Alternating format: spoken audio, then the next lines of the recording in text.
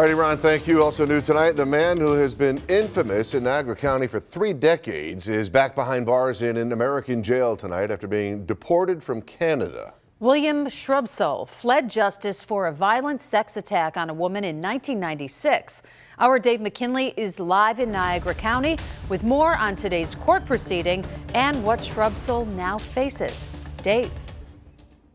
Well, this is really the latest chapter in a criminal odyssey and violent behavior over 2 countries at the hands of someone described by authorities as an evil genius with whom they became familiar just over 30 years ago.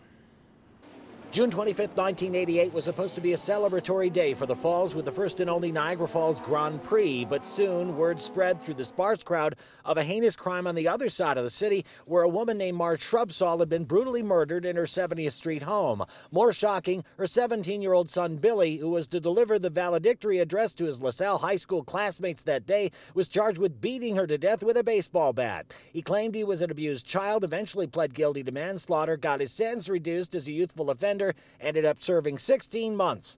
But that wasn't the end of his criminal behavior.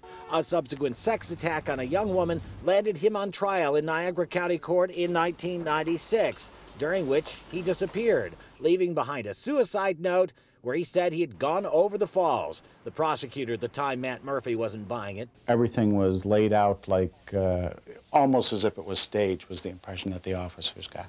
Within 2 years, Shrubsall, living under an assumed name in Nova Scotia, was charged with violently attacking 3 women and classified as a dangerous offender. He was given an indefinite prison term. He served 20 years until being recently paroled and deported back to the U.S., where, now at the age of 47, going by the name Ethan MacLeod and considerably heavier than the last time he was seen in these parts, was ordered by a judge to begin serving the 2 1/3 to 7-year sentence he was given in absentia for the sex assault he was convicted of back in '96, and now faces an additional 7 years for jumping bail back then.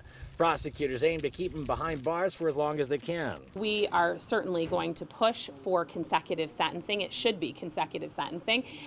His sexual assault of a woman is wholly different than jumping bail during the pendency of that case. Wojtasek says she sides with Canadian authorities who found Shrubsall to be a highly dangerous individual. The judge in that decision said he was at high risk to reoffend and that he had certainly public safety concerns for future victims.